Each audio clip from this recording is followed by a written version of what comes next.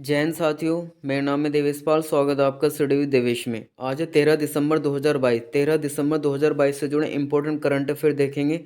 साथ ही उनसे जुड़े कुछ इंपॉर्टेंट फैक्ट्स के बारे में भी जानेंगे। साथ ही जिन क्वेश्चन को ट्रिक के माध्यम से याद किया जा सकता है उन्हें याद करने की कोशिश भी करेंगे। इस वीडियो को आपको लास्ट तक देखना है ताकि आपकी कोई भी क्वेरी बचे ना। और वीडियो पे यदि नहीं हो तो प्लीज़ वीडियो को लाइक करो, चैनल को सब्सक्राइब करना ना भूलें ताकि आपको हर जानकारी मिलती रहे। तो चलिए शुरू करते हैं पहले प्रश्न के साथ में। हाल में कोच्चि में कोच्चि मुजरिम बिएनल की शुरुआती कला प्रदर्शनी का कौन सा संस्करण था? देखिए, कोच्चि, केरल के कोच्चि में ये कोच्चि मुजरिम बिएनल की शुरुआती कला प्रदर्शनी का 5वां संस्करण था। जो केरल के चीफ मिनिस्टर पिनराई विजयन ने इसका संस्करण का शुभारंभ किया। केरल में देश की सबसे बड़ी समकालीन कला प्रदर्शनी है कोच्चि मुजरिम बिएनल। इसका 5वां संस्करण हाल में 12 दिसंबर 2022 को केरल के कोच्चि में आयोजित किया गया। ऑप्शन नंबर ए इसका राइट आंसर होगा। अब केरल के बारे में जान लेते हैं। केरल की राजधानी तिरुवनंतपुरम में केरल के चीफ मिनिस्टर पिनराई विजयन है और केरल के जो राज्यपाल हैं वो मोहम्मद आरिफ खान है। नेक्स्ट क्वेश्चन देखते हैं।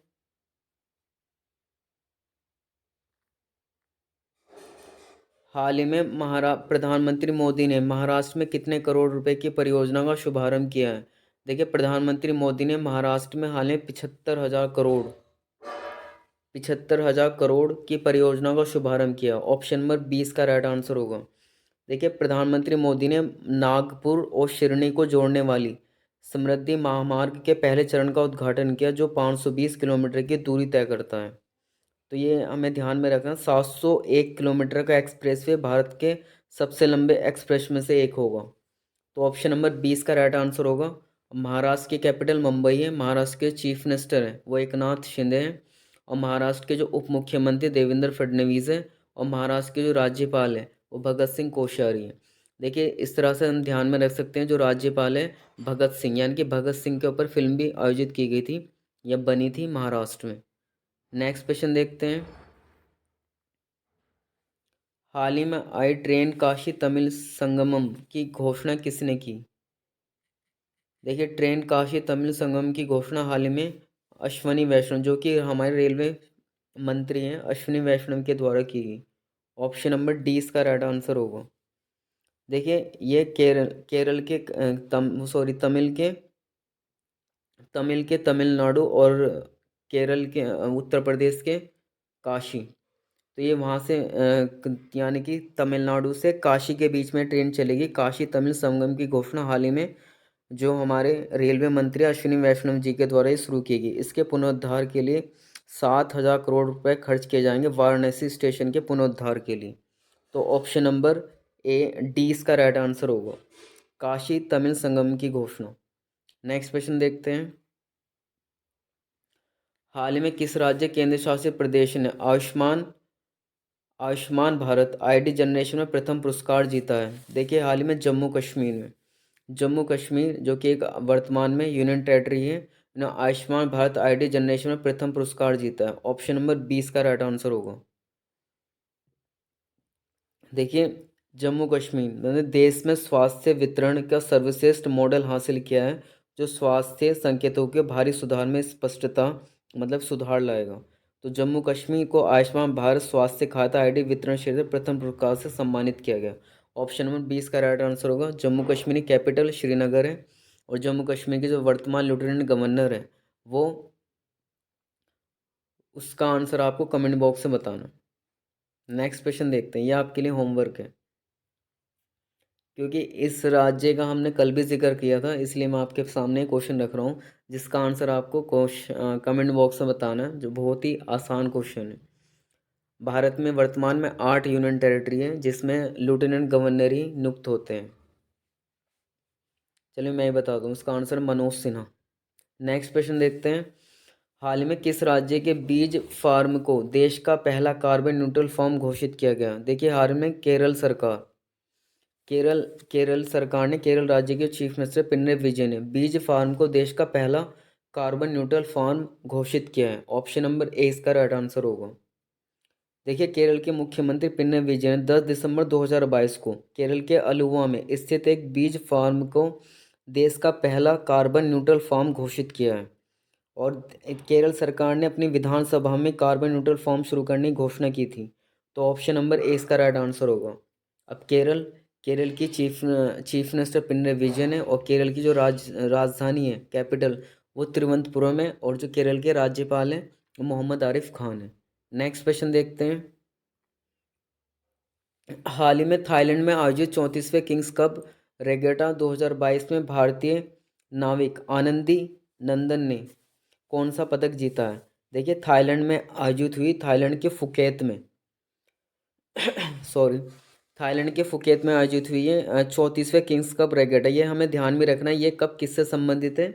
ये नाविक मतलब कि नाव रेस से संबंधित है। तो ये थाईलैंड में आयोजित हुई, जहाँ पर भारतीय नाविक आनंदी नंदन ने हाल में स्वर्ण पदक जीता है। ऑप्शन नंबर ए इसका राइट आंसर होगा। देखिए, क्वेश्चन किसी भी प्रकार से पूछा जा सकता है कि ये आयोजित कहाँ हुई ये प्रतियोगिता, तो थाईलैंड में आयोजित हुई। और ये इस जो कप कौन सा है, 34वें किंग्स कप रेगेटा, किससे संबंधित है? तो ये नाविक से संबंधित है। और आनंदी नंदन किस प्रतियोगिता, किस खेल से संबंधित हो? नाविक से संबंधित हो। ऑप्शन नंबर ए इसका राइट आंसर होगा। किसी भी तरह के से क्वेश्चन पूछा जा सकता है। देखिए, ये हैं आनंदी नंदन, हम इन्हें पिक में देख सकते हैं। नेक्स्ट क्वेश्चन देखते हैं।